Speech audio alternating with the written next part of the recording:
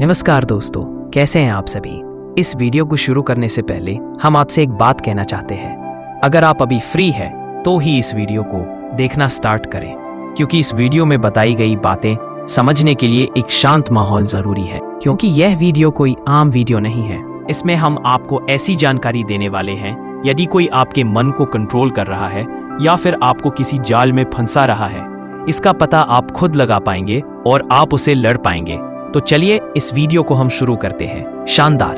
अब पेश है भाग 1, डार्क साइकोलॉजी क्या है और ये आपकी जिंदगी में कैसे असर डालती है।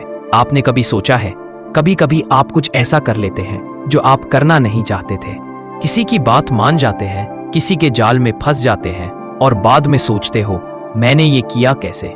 दोस्तों, यही है डार्क साइकोलॉजी, एक छुपी हुई साइंस जो इंसानी दिमाग के अंधेरे कोनों को समझती है और उनका इस्तेमाल आपको कंट्रोल करने के लिए करती है। आज से हम एक पूरी सीरीज शुरू कर रहे हैं जहां आप सीखेंगे वो सब कुछ जो लोग आपके खिलाफ इस्तेमाल करते हैं बिना आपको बताए। नंबर 1, डार्क साइकोलॉजी क्या है। What is dark psychology? Dark psychology की वही दुनिया है जिसे छुपाया गया है, दबाया गया है, क्योंकि इसका मकसद इंसान की मदद नहीं, उसका फायदा उठाना है। यह वो कला है जिसमें इंसान दूसरों को अपनी मर्जी से काम करवाता है, बिना जोर जबरदस्ती के, लेकिन मानसिक हथियारों से। इसमें शामिल है manipulation, gaslighting, hypnosis, emotional control, mind games, fear और गिल्ट का इस्तेमाल, यानी ऐसा साइकोलॉजिकल टूल बॉक्स जिसका इस्तेमाल समझदार लोग करते हैं, कभी बिजनेस में, कभी रिलेशनशिप में और कभी सत्ता में। नंबर 2, डार्क साइकोलॉजी कहां कहां इस्तेमाल होती है। यह सिर्फ क्रिमिनल्स या पॉलिटिशियंस की चीज नहीं है।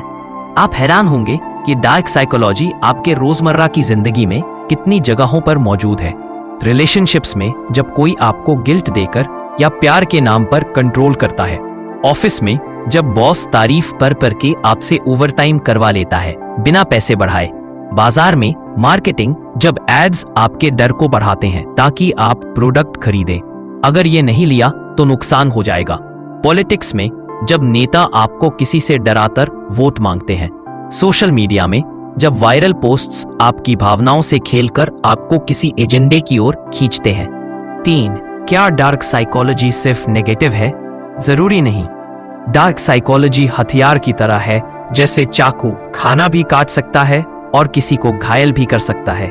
अगर आप इसे पहचानना सीख लें तो आप दूसरों के जाल में फंसने से बच सकते हैं, और अगर आप इसे सही मकसद से इस्तेमाल करें तो आप किसी को मानसिक मजबूती भी दे सकते हैं। समझ ही असली ताकत है। नंबर 4, डार्क साइकोलॉजी से कैसे बचे। सवाल करना सीखो। कोई आपकी तारीफ कर रहा है, सोचो पीछे मकसद क्या है। कोई डर दिखा रहा है, सोचो इससे उसे क्या फायदा होगा। अपने इमोशंस पर कंट्रोल। डर, गिल्ट और प्यार, ये तीनों ही मैनिपुलेशन के रास्ते हैं। इन पर काम करो ताकि कोई इन्हें आपके खिलाफ इस्तेमाल ना कर सके। नो कहना सीखो। जो इंसान ना नहीं कह सकता वो दूसरों का खिलौना बन जाता है। गहराई से सुनो, जल्दी मत मानो। किसी के लहजे से नहीं, मंशा से पहचानो कि वो आपकी भलाई चाहता है या सिर्फ फायदा। डार्क साइकोलॉजी वो खेल है जो दुनिया हमेशा खेलती रही है। बस फर्क ये है कि कुछ लोग खिलाड़ी होते हैं और कुछ लोग सिर्फ चाल के मोहरे। अगर आप इस सीरीज को पूरा सुनोगे तो मैं वादा करता हूं आप अब किसी का मोहरा नहीं बनोगे। भाग 2, मैनिपुलेशन क्या होता है और लोग आपको बिना बताए कैसे कंट्रोल करते हैं। आपको कभी ऐसा महसूस हुआ है कि आपने कुछ ऐसा किया जो आप नहीं करना चाहते थे, लेकिन फिर भी किसी ने आपको इस तरह राजी किया कि आपको खुद पर शक होने लगा। दोस्तों, यही है मैनिपुलेशन, यानी किसी को इस तरह से कंट्रोल करना कि वो खुद को आजाद समझे, लेकिन असल में वो किसी और के इशारों पर नाच रहा हो। 1, मैनिपुलेशन क्या होता है। What is manipulation? मैनिपुलेशन एक ऐसा मानसिक हथियार है जहां इंसान आपकी भावनाओं, आपके डर, आपके सपनों को इस तरह इस्तेमाल करता है कि आप वही करते हैं जो वो चाहता है, लेकिन आपको लगता है आपने खुद चुना। दोस्तों, कोई आपकी गिल्ट को दबाकर कहे तुमने कभी मेरी परवाह नहीं की, अगर करते तो ये कर देते। आपको गिल्ट होगा, आप वो कर देंगे और आपको लगेगा मैंने खुद डिसीजन लिया। असल में आप डिसीजन नहीं ले रहे, आप डिसीजन करवाए जा रहे हैं। दो मैनिपुलेशन के 5 खतरनाक तरीके used every day. Guilt tripping. अगर मुझसे प्यार करते हो तो ये करो, इतना तो मैं तुम्हारे लिए करता हूं, तुम एक काम भी नहीं कर सकते, तुम्हारी वजह से मैं दुखी हूं। जब कोई गिल्ट देकर आपको इमोशनल रूप से ब्लैकमेल करता है तो आप ना नहीं कह पाते और बार बार उस इंसान की बात मानते हो। गिल्ट आपको मजबूर बनाता है। ये प्यार नहीं, जाल है। Gas lighting.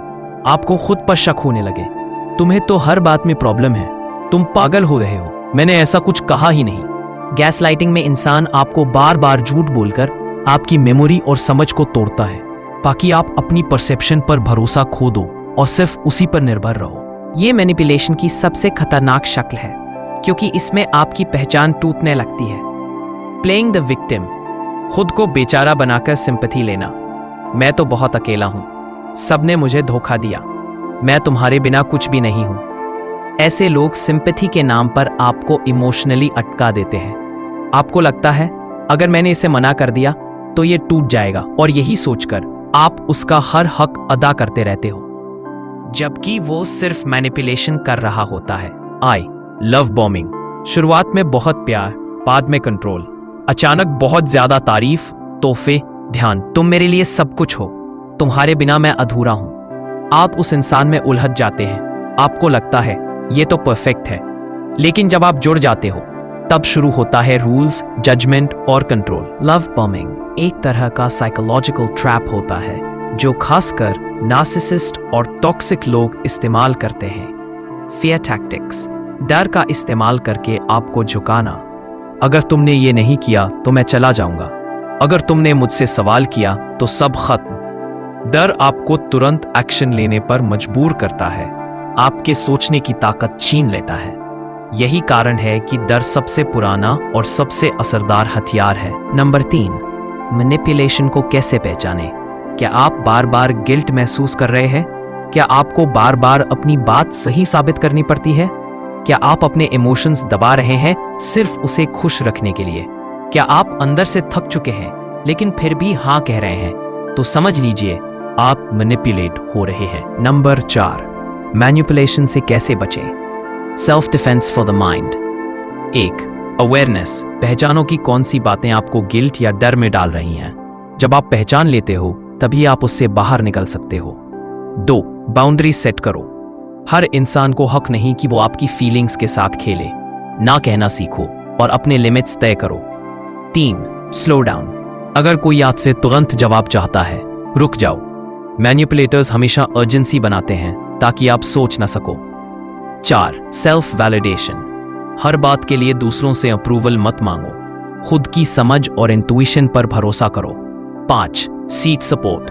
जब कंफ्यूजन बढ़े तो किसी न्यूट्रल और समझदार इंसान से बात करो ताकि आप साफ देख सको कि सच क्या है। फाइनल लाइन, मैनिपुलेशन एक अदृश्य जाल है जो दिखता नहीं लेकिन आपकी जिंदगी को जकड़ लेता है।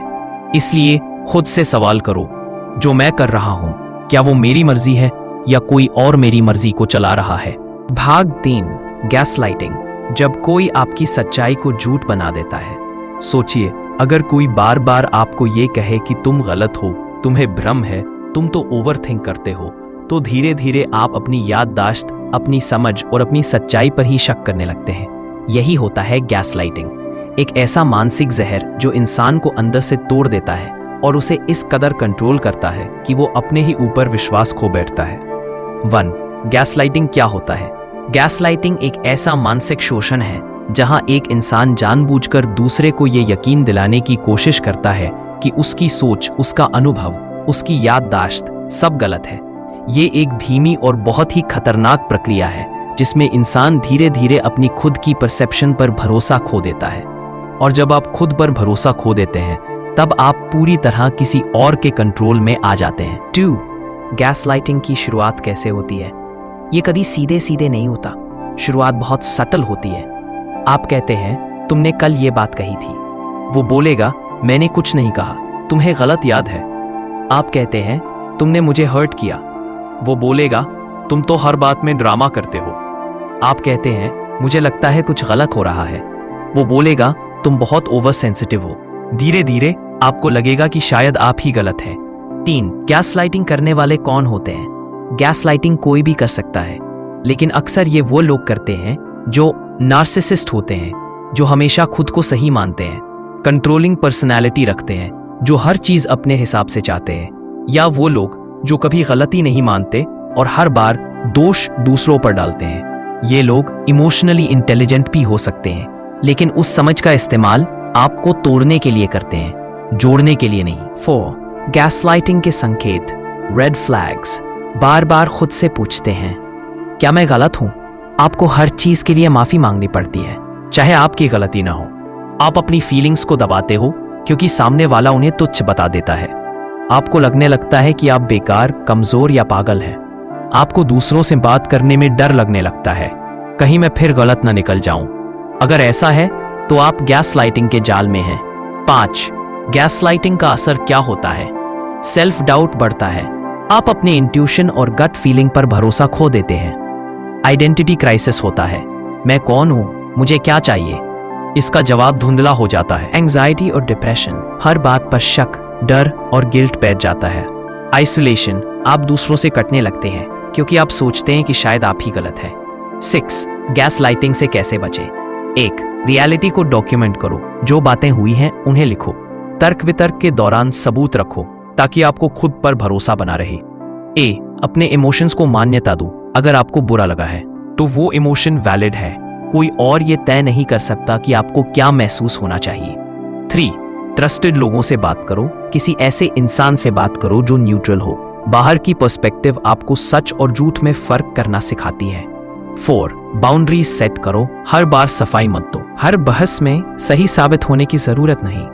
मैं जानता हूं मुझे क्या महसूस हुआ, इतना कहना काफी है। प्रोफेशनल हेल्प लो अगर जरूरत हो।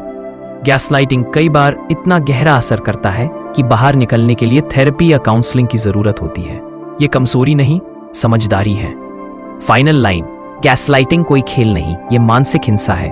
जब कोई आपकी सच्चाई को ही झूठ बता दे तो असली ताकत ये होती है कि आप खुद पर फिर भी विश्वास करें।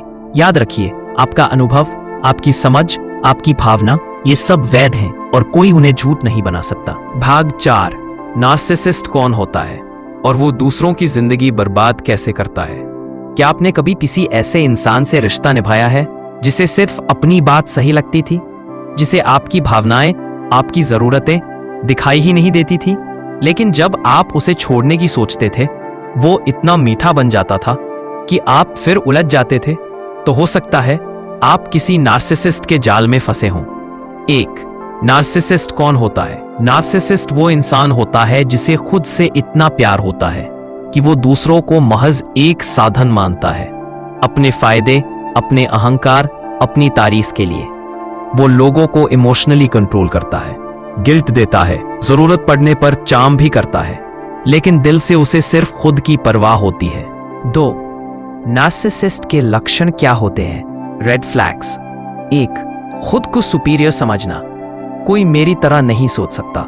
उसे लगता है कि वो खास है और बाकी सब उससे कमतर हैं। 2. लगातार तारीफ की भूख। अगर आप तारीफ नहीं करते तो वो चिड़चिड़ा हो जाता है या आपको इग्नोर करता है। 3.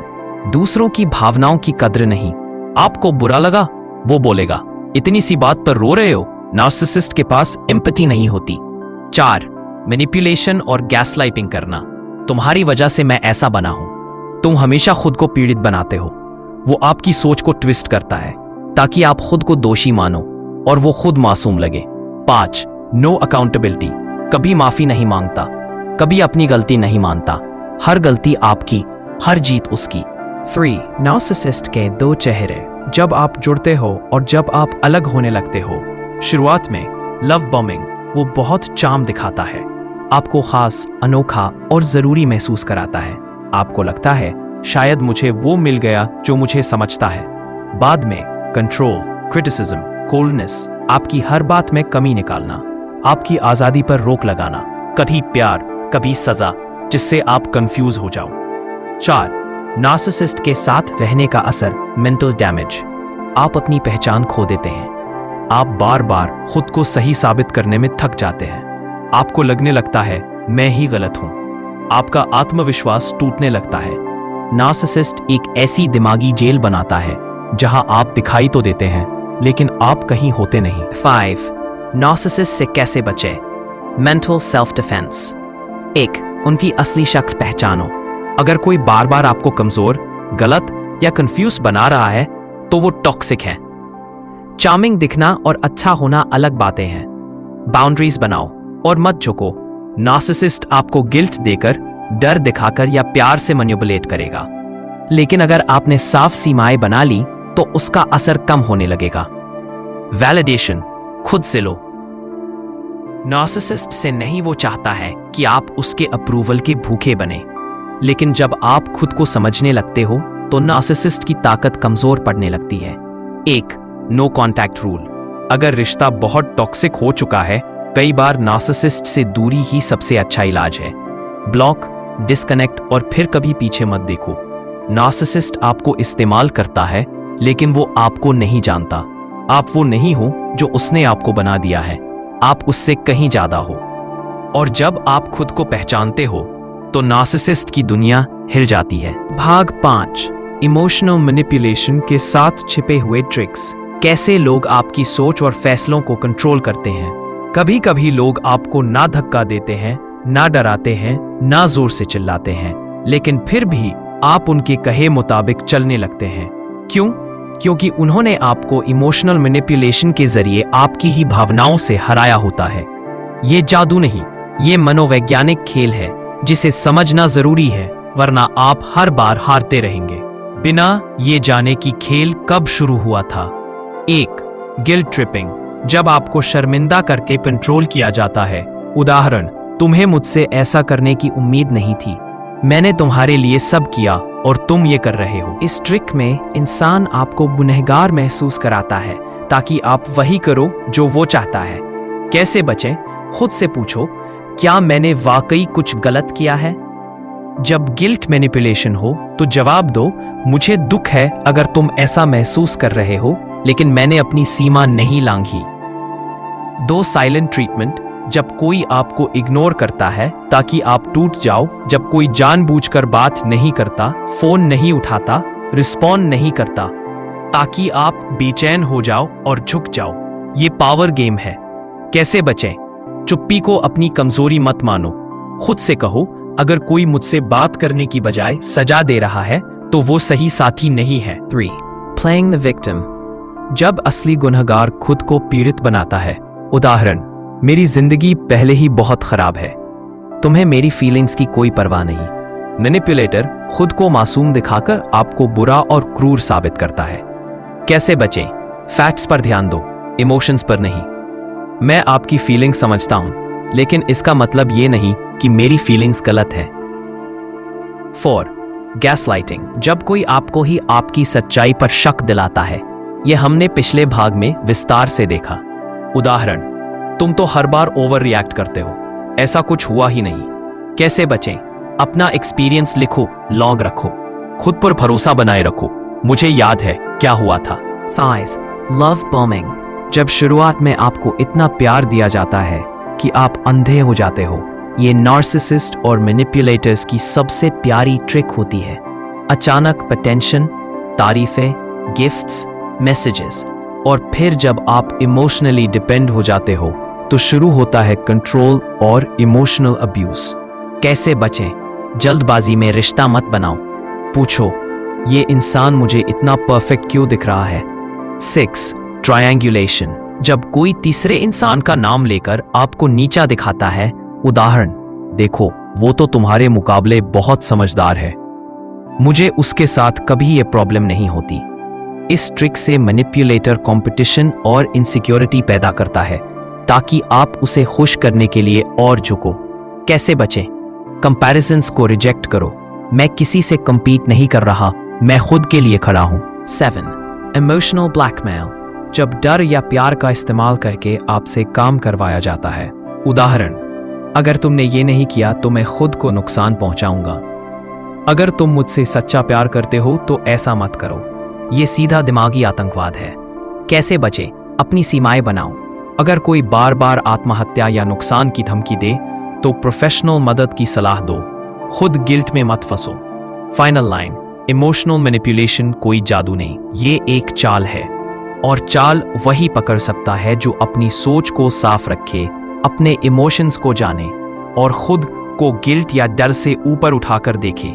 याद रखो, तुम्हारे फैसले, तुम्हारे इमोशंस किसी और की मर्जी से नहीं चलने चाहिए। भाग 6, कंट्रोल फ्रीक्स का साइकोलॉजिकल जाल, कैसे वो आपकी आजादी चुपचाप छीन लेते हैं। क्या कभी ऐसा हुआ है कि आपको हर छोटे काम के लिए किसी की इजाजत चाहिए होती है? क्या कोई बार बार आपको बताता है कि क्या पहनना चाहिए, किससे मिलना चाहिए, कितना समय देना चाहिए? तो संभव है आप किसी कंट्रोल फ्रीक के जाल में फंसे हों। कंट्रोल फ्रीक्स ना चीखते हैं ना धमकाते हैं, वो प्यार, तर्क, चिंता और जिम्मेदारी के नाम पर आपसे आपकी आजादी छीन लेते हैं बिना कि आप समझ पाएं। 1. कंट्रोल फ्रीक कौन होता है? कंट्रोल फ्रीक वो होता है जिसे हर चीज अपने तरीके से चाहिए। उसे लगता है कि उसका तरीका सबसे सही है और अगर चीजें उसके कंट्रोल से बाहर हो जाए तो उसे घबराहट होती है। वो चिड़चिड़ा हो जाता है, गुस्सा करता है या गिल्ट देता है। वो आपकी जिंदगी की हर बात में दखल देगा। इसे वो प्यार कहेगा, लेकिन ये दरअसल कंट्रोलिंग बिहेवियर होता है। 2. कंट्रोल फ्रीक्स कैसे सोचते हैं? अगर मैं इसे नहीं कंट्रोल करूंगा तो ये गलत करेगा। दूसरों पर भरोसा नहीं किया जा सकता। मुझे सब कुछ परफेक्टली चलाना है। ये सोच दरअसल अंदर के डर और असुरक्षा से आती है, लेकिन बाहर वो दिखता है जैसे सब जानता है, सब ठीक कर रहा है। कंट्रोल फ्रीक्स किन किन तरीकों से आपको कंट्रोल करते हैं? डिसीजन हाईजैकिंग, हर फैसला खुद लेना, आपसे पूछे बिना आपकी जगह फैसला लेना। मैंने तुम्हारे लिए ये तय कर दिया, तुम्हें इसकी जरूरत है, मुझ पर भरोसा करो। इससे आप खुद को कमजोर महसूस करने लगते हो। कांस्टेंट मॉनिटरिंग, हर बात पर नजर रखना। तुम कहाँ थे, किससे बात कर रहे हो, कब आओगे, फोन क्यों नहीं उठाया? आपको लगने लगता है कि आप अंडर सर्वेलेंस हो। आपकी आजादी धीरे धीरे खत्म होने लगती है। 3. इमोशनल रिवॉर्ड्स एंड पनिशमेंट्स, अगर आप उनकी मर्जी से चलते हो तो प्यार, तारीफ, मुस्कान। अगर आप अपनी मर्जी से कुछ करो तो नाराजगी, चुप्पी, गुस्सा। ये कंडीशनिंग है ताकि आप उनकी इच्छा के हिसाब से ढल जाओ। ओवर प्रोटेक्टिवनेस के बहाने कंट्रोल, मैं तुम्हारी चिंता करता हूं इसलिए रोक रहा हूं, ये तुम्हारे भले के लिए है। लेकिन असल में चिंता के नाम पर वो आपको इंडिपेंडेंट बनने नहीं देते। 4. कंट्रोल फ्रीक से रिश्ते में क्या असर होता है? आप डिसीजन लेने से डरने लगते हैं। आप कॉन्स्टेंटली वैलिडेशन चाहते हो। आप अपनी फीलिंग्स सप्रेस करने लगते हो। आप गिल्ट और एंजाइटी में जीने लगते हो और सबसे खतरनाक, आप अपनी आइडेंटिटी खो बैठते हो। 5. कंट्रोल फ्रीक से कैसे निपटें? Mental self defence. बाउंड्री साफ करो और असर्टिव बनो। मैं आपकी चिंता समझता हूं, लेकिन मेरा फैसला मेरा होगा। नो कहने की आदत डालो, बिना गिल्ट के, बिना सफाई के। अपनी राय रखना सीखो। भाग 7, टॉक्सिक रिलेशनशिप्स के 10 खतरनाक संकेत और इनसे बाहर निकलने का रास्ता। कभी कभी प्यार के नाम पर हम जहर पीते रहते हैं। हम सोचते हैं ये रिश्ता ठीक हो जाएगा, पर वो रिश्ता हमें धीरे धीरे तोड़ता रहता है। टॉक्सिक रिलेशनशिप में सबसे खतरनाक चीज ये है कि शुरुआत में वो बेहद अच्छा लगता है और जब तक हमें सच्चाई समझ आती है हम अंदर से पूरी तरह टूट चुके होते हैं। इसलिए आज आपको वो 10 संकेत बताऊंगा जो बताते हैं कि आप एक टॉक्सिक रिलेशनशिप में हो या नहीं। समझो, पहचानो और खुद को बचाओ। 1. हर बात पर डाउट और एक्यूजेशन। उदाहरण, तुम मुझसे क्यों बात कर रहे थे? तुम मुझसे कुछ छुपा रहे हो ना? अगर हर समय आपको जस्टिफाई करना पड़ता है तो वो रिश्ता प्यार नहीं, कंट्रोलिंग बिहेवियर है। बचाव, हेल्थी रिलेशनशिप में ट्रस्ट होता है, इंटेरोगेशन नहीं। 2. Emotional roller coaster. कभी बहुत प्यार, कभी बहुत जहर। एक दिन इतना प्यार मिलेगा कि लगेगा स्वर्ग है और अगले दिन आपको ऐसी बातें सुननी पड़ेंगी जो किसी दुश्मन को भी ना कही जाए। ये पैटर्न एडिक्टिव होता है। और बेहद खतरनाक, बचाव, लव कंसिस्टेंसी चाहता है, ड्रामा नहीं। 3. आइसोलेशन। आपको अकेला कर दिया जाता है। धीरे धीरे आपके दोस्त, परिवार, सपोर्ट सिस्टम से आपको दूर किया जाता है ताकि आप सिर्फ उसी इंसान पर डिपेंडेंट हो जाओ। उदाहरण, तुम्हारे वो दोस्त तुम्हारे लिए अच्छे नहीं हैं, तुम्हारे घर वाले तुम्हें समझते ही नहीं। बचाव, अपने कनेक्शंस को जिंदा रखो। जो आपको बाकी सबसे दूर कर रहा है वो खुद टॉक्सिक है। 4. Constant criticism disguised as honesty. उदाहरण, मैं तो बस सच्चाई बोल रहा हूं, तुम इतने स्मार्ट नहीं हो, तुम्हारे कपड़े अच्छे नहीं लगते, मैं तुम्हारे भले के लिए कह रहा हूं। ये मानसिक अब्यूज है जिसे सच्चाई के नाम पर ढक दिया जाता है। बचाव, ऑनेस्ट फीडबैक अपलिफ्टिंग होता है, ह्यूमिलिएशन नहीं। 5. कोई रिस्पेक्ट नहीं। बार बार आपकी वैल्यू गिराना, आपके सपनों, फैसलों, भावनाओं को बार बार छोटा दिखाना। तुम क्या जानो, तुम्हारी सोच बहुत शैलो है। बचाव, जहां इज्जत नहीं वहां मोहब्बत एक धोखा है। 6. मैनिपुलेशन और गिल्ट ट्रिपिंग। वो हर बार आपको ऐसा फील कराएंगे कि जो भी गलती है वो आपकी है। उदाहरण, अगर तुमने मुझसे लड़ाई ना की होती तो मैं डिप्रेस नहीं होता, तुम्हारे कारण मेरा दिन खराब हो गया। बचाव, रिस्पॉन्सिबिलिटी बांटो, पूरा बोझ मत उठाओ। 7. Zero accountability. गलती हमेशा आपकी, वो कभी माफी नहीं मांगते, हर बार गलती घुमा फिरा कर आप पर डाल देते हैं। बचाव, जो इंसान गलती माने बिना आगे बढ़ता है वो बार बार आपको पीछे धकेलेगा। 8. आप अपने आप को खोने लगते हो, आप वो नहीं रह जाते जो कभी थे। ना हंसी बचती है, ना पहचान, बस डर, चिंता और खालीपन। बचाव, अगर रिश्ता आपको खो रहा है तो वो प्यार नहीं, कैद है। 9.